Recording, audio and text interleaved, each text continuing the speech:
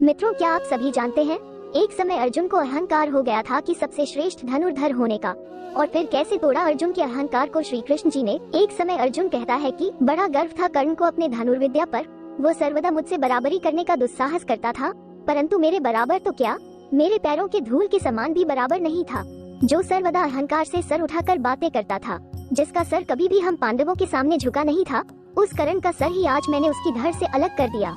कर्ण का सारा धर्म, सारा अभिमान और सारा घमंड चूर चूर कर दिया है मैंने। केशव, तुम व्यर्थ ही कर्ण को महत्व दे रहे थे, तुम व्यर्थ ही कर्ण का प्रसन्नता करते थे। अरे मैंने तो उसे बार बार पराजित किया था, बार बार, हर बार। फिर कृष्ण जी कहते हैं, कर्ण तुमसे बार बार पराजित हुआ है, इसका यह मतलब नहीं है कि कर्ण एक श्रेष्ठ योद्धा नहीं। तुम कहना क्या चाहते हो केशव? क्या मैं श्रेष्ठ योद्धा नहीं हूँ? क्या मैं सर्वश्रेष्ठ धनुर्धर नहीं हूँ?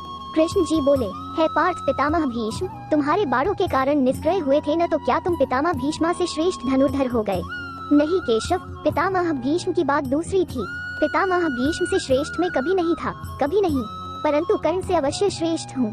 पता नहीं तुम कर्ण का ही पाक्ष क्यों ले रहे हो। मैंने जब भी कर्ण के रथ पर बाढ़ चलाया है, तो मेरे बाढ़ के प्रहार से कर्ण का रथ 10 कदम पीछे हट जाता था, 10 कदम। और कर्ण जब मेरे रथ पर बाढ़ चलाता था तो केवल 2 ही कदम पीछे जाता था। फिर भी तुम कर्ण के प्रसन्नता में वाह वाह करते थे। क्या दोनों के बाढ़ के प्रहारों के शक्ति में इतना यह अंतर सिद्ध नहीं करता कि मैं श्रेष्ठ धनुर्धर हूँ? फिर कृष्ण जी ने कहा कि नहीं नहीं, परंतु क्यों केशव? पार्थ, तुम तो मेरे मित्र हो, मेरे सखा हो, तुम मुझे सबसे अधिक प्रिय हो, इसीलिए कभी भी मैंने तुमसे कुछ भी नहीं छुपाया है, यहाँ तक कि अपना दिव्या विराट रूप तक दिखाया है तुम्हें। तुम तो मुझे पहचानते हो, जानते हो कि मैं कौन हूँ। अर्जुन कहते हुए बोली, मैं जानता हूँ कि तुम त्रिलोकीनाथ हो। फिर कृष्ण जी बोले, तो फिर तुम्हारे जिस रथ पर स्वयं में त्रिलोक का भार लेकर बैठा था, क्या उस रथ को कोई अनुमात्र भी पीछे हटा सकता था? नहीं ना। तो फिर कर्ण जब आपने हर प्रहार से तुम्हारे रथ को केवल 2 कदम पीछे हटा देता था और तुम उसके रथ को 10 कदम पीछे हटा देते थे, तो तुम ही निर्णय लो पार्थ कि किसके बाढ़ में अधिक शक्ति थी। पार्थ, असल में कर्ण तुम्हारे प्रथम शत्रु नहीं है, बल्कि अहंकार तुम्हारे प्रथम शत्रु है। इसलिए तुम अपने शत्रु के अधीन होकर समझ रहे हो कि कर्ण का वध तुमने किया है। केशव, रथ को हटा देने की बात तो ठीक है, परंतु इसमें क्या संदेह है कि मैंने कर्ण का वध नहीं किया है? कृष्ण जी बोले, नहीं पार्थ, कर्ण के वध के लिए तुम एक केवल मध्यम बन गए थे। असल में कर्ण का वध तुमने नहीं किया, परशुराम जी के श्राप ने किया था। इसीलिए मैं कहता हूँ कर्ण का वध तुमने नहीं किया, कर्ण को उसके गुरु के श्राप ने मारा है। पार्थ, इसी श्राप के कारण कर्ण की मृत्यु हुई है। सूर्य देवता की प्रदान किए हुए कवच कुंडलों की भांति ये 2 श्रापों के कारण कर्ण का अटूट हिस्सा बन गया था।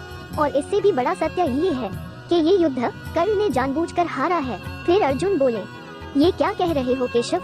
फिर कृष्ण जी बोले, हाँ पार्थ, तुम नहीं जानते, कर्ण के सेनापति बनते ही मैं उसकी महल में गया था, उसे धर्म के मार्ग पर आने का निमंत्रण देने।